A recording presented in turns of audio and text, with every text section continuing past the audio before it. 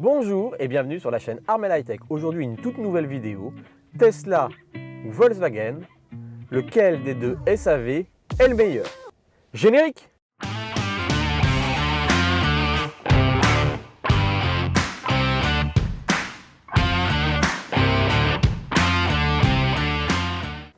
Bonjour et bienvenue sur la chaîne Armel High Tech. Aujourd'hui une nouvelle vidéo et je vais vous partager nos retours d'expérience sur le SAV à la fois chez Tesla et chez Volkswagen, sur notre Model 3 et sur notre Volkswagen ID.3. Certains d'entre vous vont se demander mais pourquoi sur la Volkswagen? En effet, je vous ai partagé récemment, depuis le mois d'octobre maintenant, la mésaventure que j'ai eue sur ma Tesla Model 3 avec mon vérin de coffre électrique arrière qui a engendré certains dégâts. Je vous mettrai ici en lien les deux vidéos déjà que j'ai tournées sur cette problématique. Mais en parallèle des soucis que je rencontrais avec ma Tesla, nous avons aussi rencontré des soucis avec notre Volkswagen ID.3. Je ne vous en avais pas parlé jusqu'à présent parce que j'attendais vraiment un petit peu l'épilogue de cette problématique-là. Et en fait, les soucis se sont à peu près déroulés dans le même temps, mais pas du tout sur le même sujet. Je vous garde un petit peu de suspense, on parlera de la Volkswagen ID.3 après. On va revenir tout de suite sur ce retour d'expérience sur la Tesla Model 3. Ensuite, je vous parlerai de la problématique que nous avons eue avec Volkswagen et notre ID.3.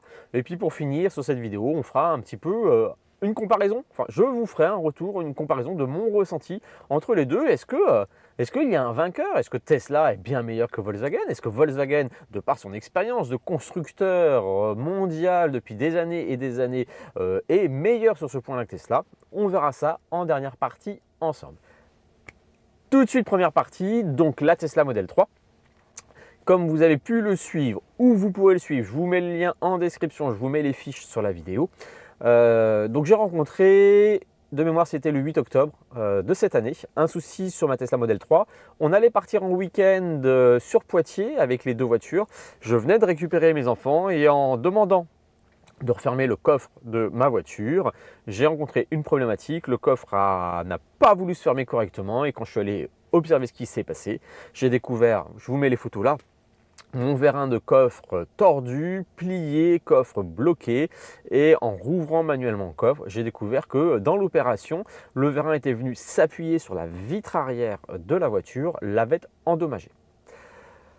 Donc je fais une déclaration par l'application Tesla donc dès le samedi matin, c'était un vendredi. Donc dès le samedi matin sur mon application, je fais des photos, je passe par l'application, j'envoie la demande de SAV et le lundi matin, Tesla me rappelle.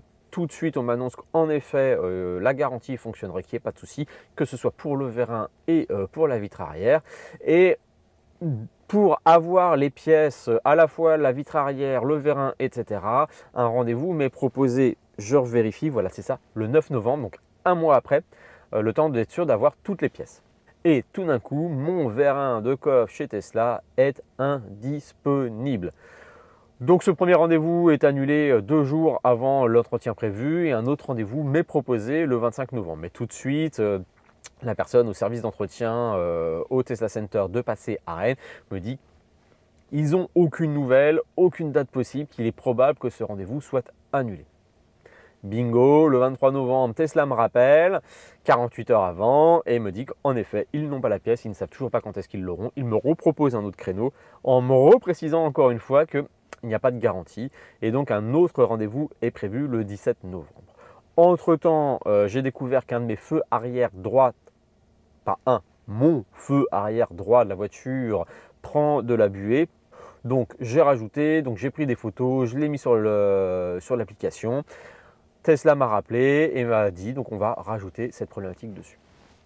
Entre-temps, une autre problématique est apparue. J'ai découvert que le vérin de coffre que j'avais dû désenclencher sur le haut pour pouvoir ouvrir manuellement et fermer manuellement le coffre, en fait, à chaque fois que j'appuie sur le bouton pour ouvrir le coffre, le vérin, comme je vous le montre ici, s'actionne et vient frotter sur la carrosserie. Et depuis le 8 octobre, j'ai une rayure qui est apparue sur ma carrosserie faite par le vérin. Donc de la même façon, j'en discute avec Tesla, je les rappelle. Tesla Advisor me demande de lui renvoyer les photos des dégâts faits. Et puis finalement, oui, le rendez-vous a bien lieu et donc le 17 décembre, donc un tout petit peu plus de 2 mois après, enfin j'emmène ma voiture en réparation, en entretien au Tesla Center de passer à l'ouest de Rennes. Cela utilise bien la géolocalisation de ces voitures et à peine on arrive sur le parking du Tesla Center qu'on reçoit immédiatement un texto nous indiquant que nous sommes priés d'aller nous présenter, je vous mets le texto que j'ai reçu, à l'accueil pour prise en charge du véhicule, etc. Et là, moi je m'attendais notamment pour le changement de la vitre arrière à une immobilisation quand même de plusieurs heures, le temps de séchage. Et là on me dit que non, en 2 heures maximum ce serait fait, vu qu'en plus il ne pleut pas. Le temps de séchage peut se continuer dehors. En fait, la problématique, une fois qu'ils ont recollé la vitre, il faut un temps de séchage suffisant pour garantir que l'imperméabilité entre guillemets du joint de colle. Donc s'il pleut, ils vont garder la voiture 4-5 heures pour être sûr que l'étanchéité se fasse. S'il ne pleut pas, ils nous laissent partir. Donc ils me laissent partir au bout de 2 heures avec la voiture, mais on me demande de ne pas laver la voiture l'après-midi. Comme je vous mets en photo, on a un espace un peu convivial qui est mis à disposition. On a un accès Wi-Fi qui nous est proposé et d'assez bon débit d'ailleurs. Et puis machine à café à disposition. Voilà, donc je me retrouve dans ce petit salon tranquille. Et finalement, la réparation a duré 1h30. Donc ça m'a permis de télétravailler tranquillement. J'ai voulu tester, il y avait un modèle Y en exposition et un modèle Y en essai. J'ai voulu tester le modèle Y et bim, j'ai oublié mon permis de conduire avec moi et la photocopie PDF que j'avais avec moi dans mes fichiers ne suffisait pas. Donc autant pour moi, ils n'ont pas pu me laisser essayer le modèle Y. J'en étais vraiment un petit peu dégoûté. Donc 1h30 après, la voiture était prête et magie du spectacle, je vous le mets tout de suite. Un coffre qui s'ouvre tout seul. Voilà, la vitre a été changée, le feu arrière a été changé. La seule chose qui n'a pas pu être faite dans ce délai imparti, c'est la retouche peinture. En effet, ils ont bien regardé et ça ne peut pas se rattraper avec un silo de peinture. Eux n'ont pas d'atelier carrosserie sur place. Donc ils me disent voilà, vous allez repartir comme ça. Nous, on prend contact avec notre carrossier, on voit avec eux comment on peut s'organiser et on reprendra contact avec vous. Récemment, comme vous avez peut-être vu sur cette vidéo, début janvier, je suis repassé au Tesla Center de Passé pour mon activité professionnelle. Je me dis tiens, j'ai pas de nouvelles, je vais m'arrêter, etc. Je m'étais dit même, ils m'ont oublié, je vois bien que ma demande d'entretien a disparu de mon application et est considérée comme réglée, ça se trouve, ils m'ont zappé. Et en arrivant, tout de suite, j'ai même pas eu besoin. Ah, mais justement, ne vous inquiétez pas, on s'occupe de votre dossier. On est en contact avec les carrossiers. En fait, ils ont décidé un petit peu de changer de stratégie. Comme le Delivery Center de Saint-Jacques-de-la-Lande va ouvrir, qu'ils vont avoir des prestataires en carrosserie, notamment pour la préparation des voitures qui vont venir intervenir dans ce Delivery Center. Ils m'ont informé que dès qu'en fait l'opération sera prête, ils me demanderont de laisser la voiture, que le prestataire vienne faire la retouche de peinture, vous mettrez une voiture de prêt, le temps que l'opération se fasse, etc. Donc franchement, comme un coq en pâte, délai long pour avoir les pièces, mais globalement, bonne expérience. Et maintenant, chez Volkswagen, comment ça se passe? Qu'est-ce qui s'est passé d'ailleurs sur notre Volkswagen ID.3? En fait, début octobre, quasiment en même temps que ma problématique chez Tesla, Rosen, au début, n'avait pas fait attention, un témoin était apparu sur sa voiture.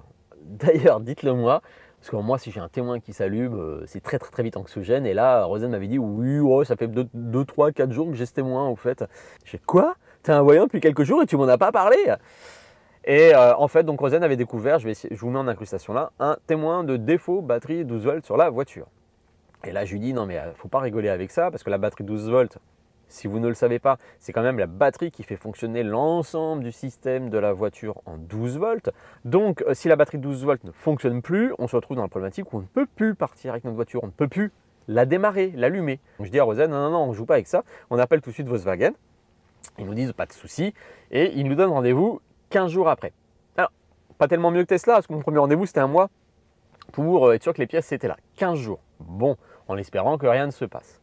Premier rendez-vous, on dépose la voiture, je vous redonne ça, c'était le 18 octobre. On dépose la voiture le 18 octobre et en fait on l'a récupérée 2 jours après.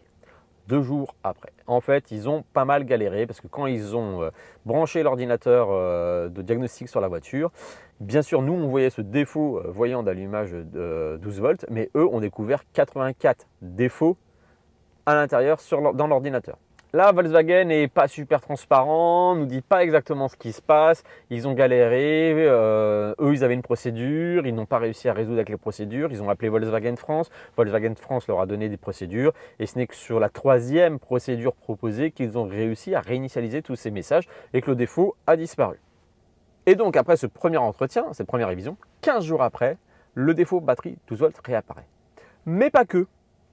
Très rapidement, et là Rosen m'en parle assez rapidement, c'est que là tout d'un coup on se retrouve avec plusieurs voyants en défaut, l'alerte de franchissement de ligne, le régulateur adaptatif, la lecture des panneaux, tous ces éléments d'aide à la conduite se mettent en défaut.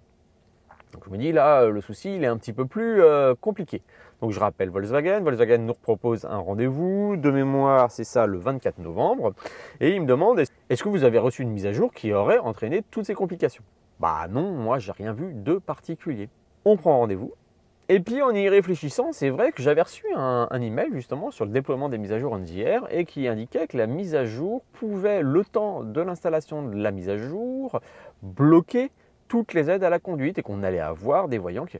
Donc ça me turlupine, je fais mais pourtant on n'a rien reçu, je demande à Rosen, est-ce que tu as vu un message? Pas vu de message, on regarde l'application, pas de message, je vais dans la voiture, je ne vois pas.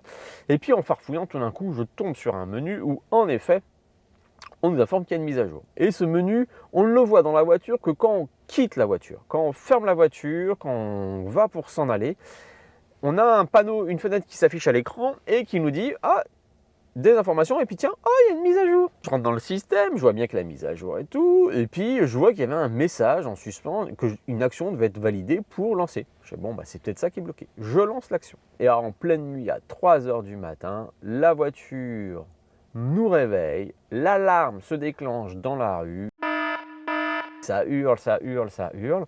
C'était à nouveau un message d'alerte par rapport à la mise à jour. Encore un bouton à valider. Et alors là, tout se met en défaut. Et même j'ai des défauts qui apparaissent sur la batterie propulsion, sur le moteur. Tout se bloque, etc. Je ne comprends pas ce qui se passe. Je laisse, voilà, j'ai dû rester peut-être une demi-heure dans la voiture. Finalement, le système se reboot, se réinitialise. Tout disparaît, sauf quand même ce témoin de batterie 12 volts. Bon, je dis c'est quand même pas clair tout ça. Donc on l'emmène en révision. À la révision, il nous confirme bien, en effet, la mise à jour est bloquée, même avec les actions que vous avez faites. Donc on a débloqué la mise à jour, on a forcé son installation, et donc là, tout a disparu. Génial. Et puis là, hey, vous avez deviné, hein, 15 jours après, bim, le voyant batterie 12 volts réapparaît. Donc là, tout d'un coup, moi, ça me fait moins rire. Et alors là, sur la pause du déjeuner, Rosen m'appelle en me disant « Je suis bloqué avec la voiture. » Et la voiture complètement bloquée. Je lui dis bah, « Écoute, on va tenter un truc, on va essayer de rebooter la voiture. » En effet, on peut le faire sur nos Tesla, vous le savez, en appuyant sur les deux boutons, les deux molettes du volant, en restant appuyé une trentaine de secondes dessus. Ça reboot l'ordinateur multimédia, notamment lorsqu'il y a des bugs. Et je sais que chez Volkswagen, il faut rester appuyé une dizaine de secondes sur le bouton Power en bas de l'écran multimédia et ça reboot la voiture.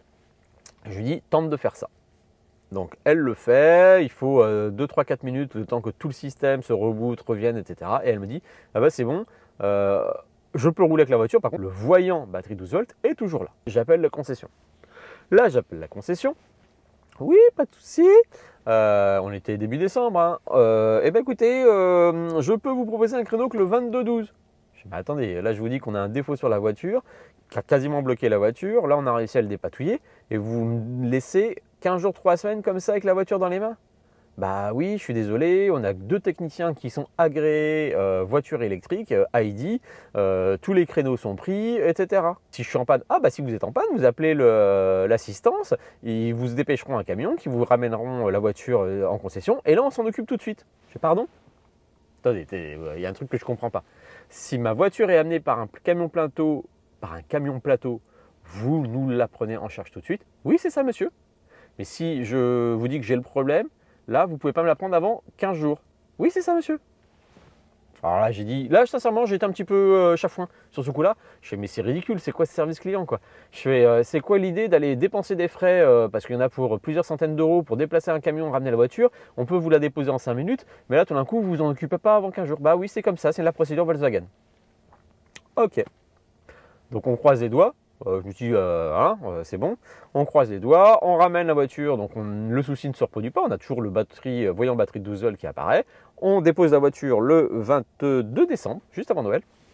On a pu la récupérer, elle était prête le lendemain, mais nous, dans l'organisation par rapport à Noël, etc., on n'a pas le temps de récupérer la voiture avant le week-end, parce que c'était un jeudi, ou c'était le jeudi, c'est ça, oui. Le 23 décembre, ils nous ont prévenu trop tard dans la fin d'après-midi, c'était le 24, et le 24, c'était pas gérable par rapport au trajet qu'on devait faire pour le réveillon de Noël. Ils nous disent, il n'y a pas de souci, nous, on n'a pas d'urgence, vous pouvez venir les récupérer lundi, donc on l'a récupéré lundi. Qu'est-ce qu'ils ont fait ce coup-ci? Ils ont changé la batterie de 12 volts. Hein, donc les deux premières interventions, c'était des procédures informatiques pour enlever les messages d'erreur. Deuxième fois, forcer une mise à jour qui a enlevé le message d'erreur. Troisième fois, ils ont enfin changé la batterie 12 volts. Depuis, rien ne se passe. Depuis, plus de soucis, ça va faire 3 semaines maintenant.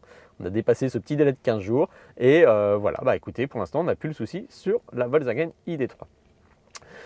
Au niveau prise en charge commerciale, en dehors de cette petite blague si tu viens en camion plateau, ta voiture elle est gérée tout de suite, sinon c'est 15 jours, 3 semaines pour pouvoir être pris en charge par un technicien. On nous a mis à disposition une voiture de remplacement. À chaque fois, c'était une Polo thermique. Ça fait vraiment bizarre de repasser en thermique, boîte manuelle. Mais globalement, voilà, le service était là. Une Polo thermique, zéro frais de mise à disposition parce que tout est pris sous la garantie. Donc, on n'a rien eu à payer, tout était sous garantie. Voilà, en dehors de la perte de temps à chaque fois sur la restitution. Voilà un petit peu sur notre retour d'expérience SAV Volkswagen. Dernière partie de cette vidéo.